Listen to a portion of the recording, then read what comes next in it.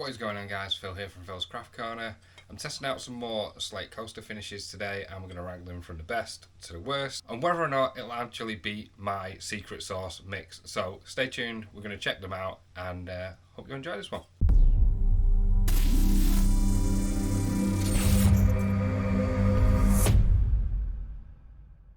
Alright, so I've had a few suggestions on what I should put on these slates to finish them, from WD-40 to motor oil. So let's get into it. This isn't going to be as long as my previous video. I'm just going to voice over most of what I'm doing, and it'll be a fairly short video for you. It took me a couple of days to film all this, so if you do enjoy it, then hit that thumbs up button, and if you do enjoy this kind of content, then please subscribe. It does help me feel super good. We're almost at 3,000 now, which is absolutely amazing. I can't believe that many people are watching these videos, but you obviously are, and you're enjoying it, so let's crack on with it.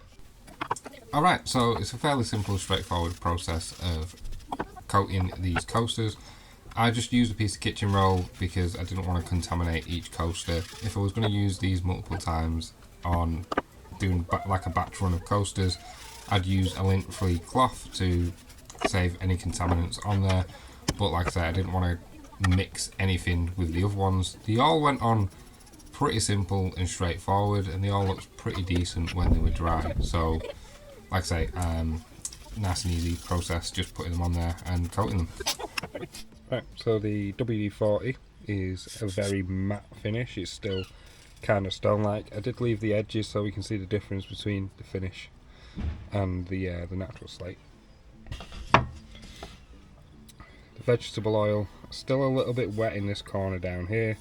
This is about half an hour of drying time, so it's still, I don't know if it's wet, it might just be a bit thick,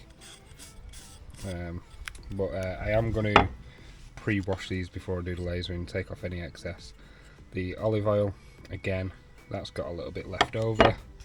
The floor varnish is not too bad, that's dried nicely, it's got a decent sheen to it, so hopefully that one looks alright. The motor oil looks fairly good as well, that's pretty even. So I'm going to leave these another hour or so to fully cure or dry, whichever finish it is, and then I'm going to go and give them a pre-wash, which is one of the new methods that I'm going through now. So I put the finish on, I let it dry for a few hours, then I put it through a pre-wash just in the sink with some soapy water, and that takes off any excess, and once it's dried from that, it will help eliminate any rough spots, like any uneven spots. So like down in this corner here, it's a little bit thicker than it is over this side, and I've noticed it makes a difference to engraving when I'm doing the actual engraving. So we're going to leave these a pre-wash, and then we're going to move on to the next step, which is the engraving. We're going to see which one finishes better. I'm also going to apply these after the engraving as well, so I'm going to get some bare slate, I'm going to do the same engraving, and then I'm going to put the same finish on after the engraving to see what difference that makes. As always, the engraving process went pretty straightforward. The settings that I use are 275mm a second for the speed and 12% power. So it's a very quick, very light engraving that you need on these. You don't need to go too deep. You don't want to be able to feel your engraving after you've done. So it's fairly quick. All the 8 coasters that I did here took around 20 minutes to do, with this design that covers the whole coaster pretty much, and it's pretty detailed. I did 5 plain total. There's no point in showing you the other 2 that I engraved, but it was 1 for each of the finishes, and then I could put on the finish after the engraving to make sure there wasn't much difference. There always is a difference. Generally it comes out worse than when you engrave before putting the finish on, but you never know, something might change in the future.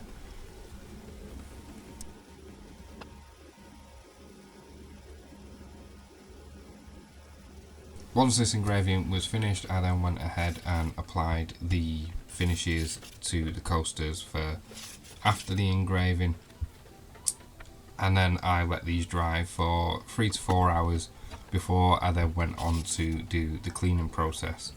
And that's just a bit of hot soapy water, and then I gave them a good scrub a couple of times just to simulate them being washed a few times and to see whether or not the finishes hold up to the general cleaning that they're going to be put through when people use these as coasters. And for the majority of it, most of them went through fine. It was just the varnish that I had a bit of an issue with, which I'll show you in a moment. Right guys, let's take a look at these coasters. So these are in order of how I wash them. So it's going to be one coating before and one coating after in the engraving. So this is the WD-40 before engraving. That looks fairly good, it's not too bad. The only issue I had was when I was cleaning, there's a couple of little spots where the engraving has come out. Maybe when I sprayed it on and went on there, it left a weird film, and then after I washed it they've come off, but that's done a pretty decent finish. I think the feet might still be a tiny little bit wet, but you can see mostly. This is a WD-40 after engraving. As you can see, side by side. Try and get them in the same light, maybe top and bottom. As you can see, side by side, the before engraving is much clearer than after engraving. So again, that's the process that usually happens.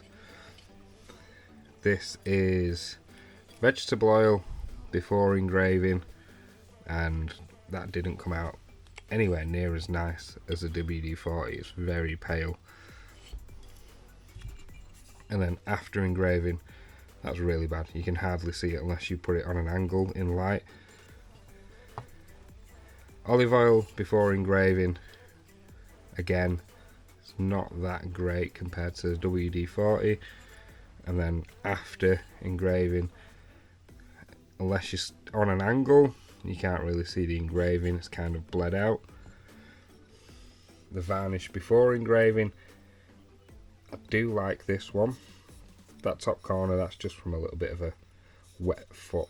These feet are still a little bit wet, even though I've left these for about an hour. The engraving on here is very clear, much clearer than the WD-40.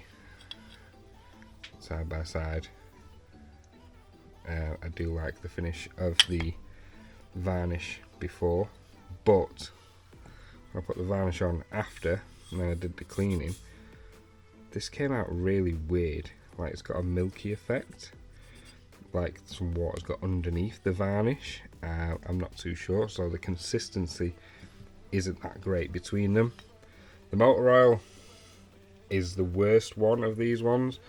The engraving before isn't that great at all, and then the engraving afterwards, just about the same. In fact, I think it's actually better, the finishing after engraving. That's how that one turned out. But compared to my original finish,